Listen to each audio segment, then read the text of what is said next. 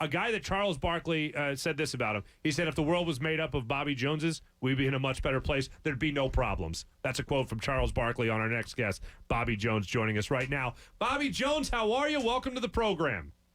Thank you. Good to be with you. Thank you. It's our honor to have you on with us. First and foremost, what are you up to these days? Well, just taking care of my family, myself, just trying to stay healthy, and got 8 grandkids, so doing a lot of activities with them. That's awesome. Now I want to fast forward to before we talk about some of the playing days you got to experience. There was a story that I just couldn't get enough of, and Joel Embiid called you to wear the number 24 in honor of Kobe Bryant, but obviously that's your number. That's Bobby Jones's number. What was that conversation like? He was a really nice guy, very, very humble. Just was very considerate about, not wanting to offend me or to just ask my permission. And, I said that was fine. Kobe was a great player. I played with his dad, with the Sixers. There's a great connection there. And you told, according to Joel Embiid, you had told him he just better play good defense. I did. I did tell him that, and he can do that, yes. Now, another interesting tie-in from when you were playing to today was that you had an interesting career in that you made an All-Star 3 times, an All-Star team 3 times when you were with the Denver Nuggets. Then you got traded, and you came to the Sixers, and you made another All-Star team. And they're like, that's great. Now you're going to come off the bench for us. Like, how did you wrap your mind around first being traded after being a 3-time All-Star, and then making another All-Star team, and then coming off the bench for that team? Well, the year that I made the All-Star team with the Sixers, I was coming off the bench, so I was voted onto the team by the coaches as a non-starter for the All-Star game. But that was one of my greatest honors, I felt like, because I was only the second player to not start for his team, besides Paul Silas in the Celtics in the '60s, to make an All-Star team. So it was a great honor. I felt, I love coming off the bench. You get a chance to study your opponent, see what they're doing.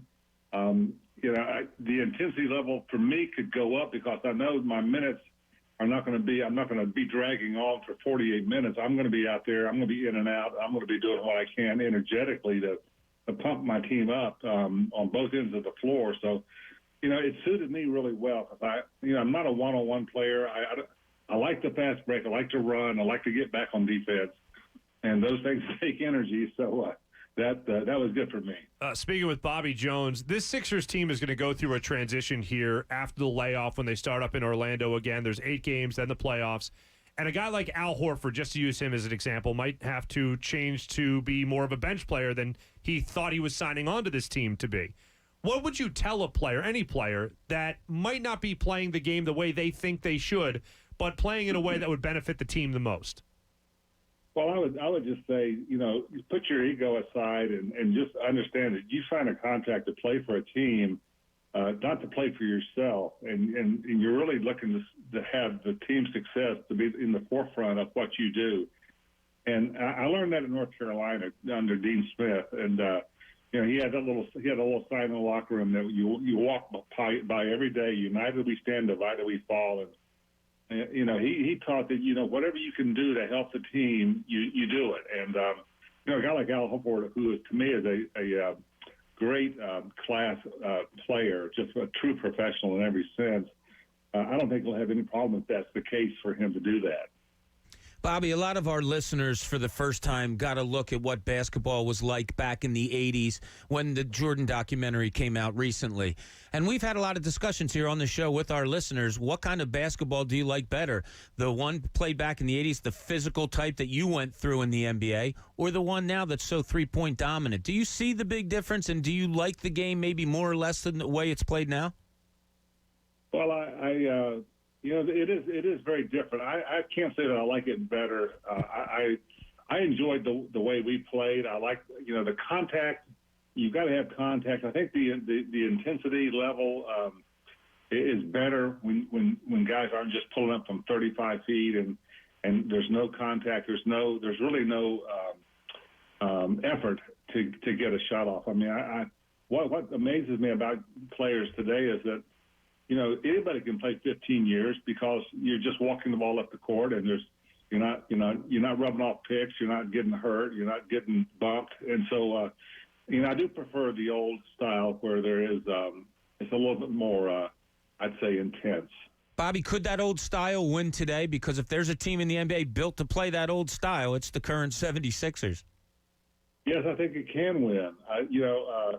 I think officiating has a part to do with that, but I think I remember the old Celtics when we would play them. Their philosophy seemed to always be, well, let us get in about 10 fouls in the first quarter, so and then the referees won't call anything else after that, and that sort of was the case. So once you establish how you're going to play, a referee's not going to call 35, 40 fouls all the time. So they're going to start letting some things go. And when that happens, a physicality type of game can be more dominant. Bobby, this is Dee Lynam. Nice to hear you, and I'm glad your family's healthy and doing well. I'm curious because when we were watching and you talk about setting a tone with those fouls, I often feel like because that isn't how the game is played, these guys can't play that way. You talked about even setting picks. I don't think people even hold their screens and picks. Like, does it go back to even maybe young age coaching if, in fact, you did want to play more of a toughness style of basketball? Well, Dee, that is true. You do have to learn that early. You have to have a system in place, and we're getting a lot of guys from Europe who are good players, but they're most of them are really, really good shooters, defensive wise, setting picks, those kind of things. Not many people do that, and it is something that needs to be taken seriously, I think, for this game to succeed, in the coming years. Speaking with Bobby Jones, what could you imagine playing in this startup after a layoff like this? I know you said you're trying to stay healthy and hang with the family and all that. What would it take for you to get back on a court in a pandemic right now if you were playing today? Well, that's a tough call. I think it is a tough situation for these guys. They've got family concerns. You hear so many things about COVID that what's true, what's not. The mortality rate is dropping, but for some people, there's still fatalities.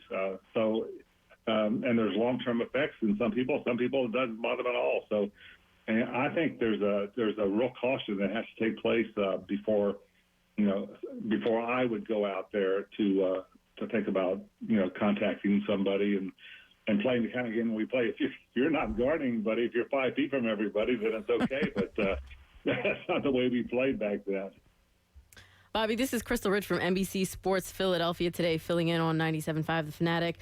I'm just interested in bridging the gap between the young children and teenagers and young adults who were learning about 80s basketball through the Michael Jordan Last Dance documentary to present day. And with the seeding, when the Sixers go into the playoffs, my hope is that they actually play Boston in the first round opposed to a Miami. And I just kind of want you to speak about your take on Boston to this day.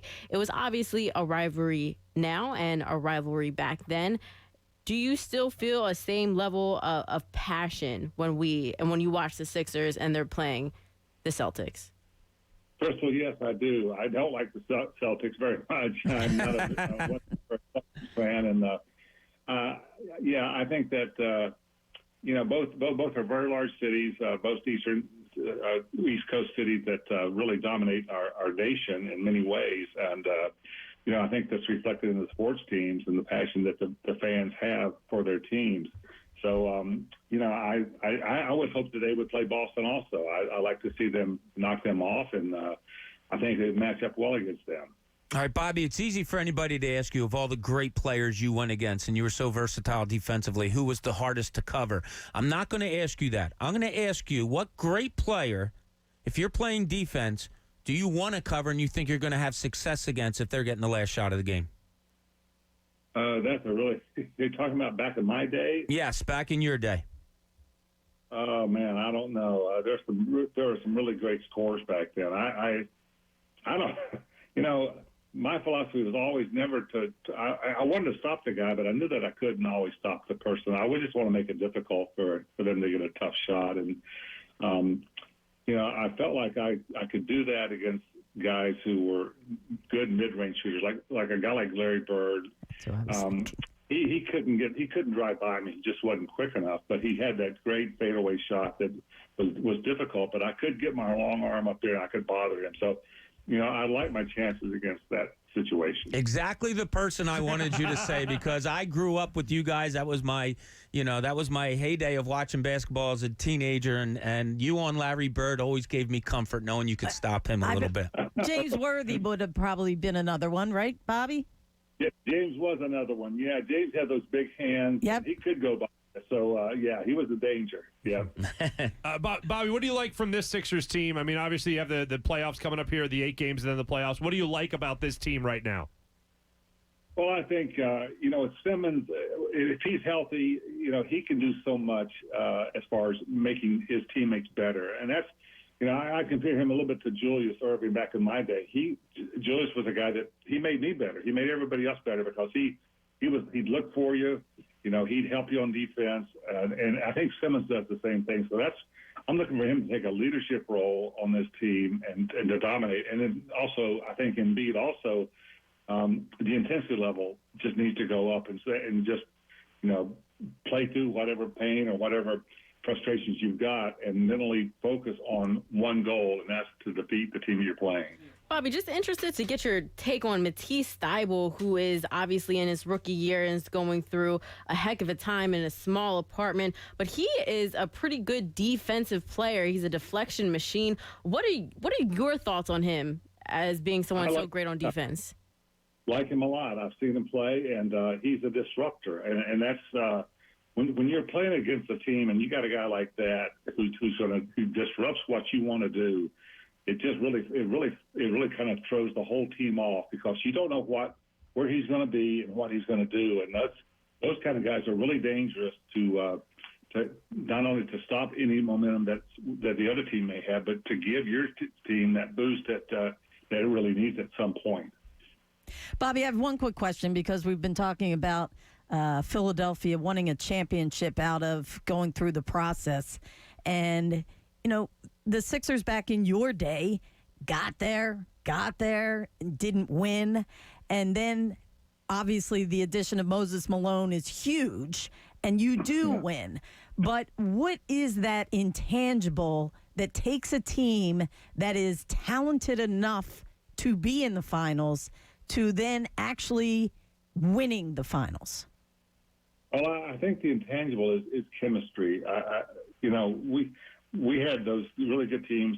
The Sixers got to 3 finals before they finally won one, and I think it's really you've got to get the right mix of players who not only care about each other but care about the number one thing, and that's not their scoring average, not their rebounding average or steals.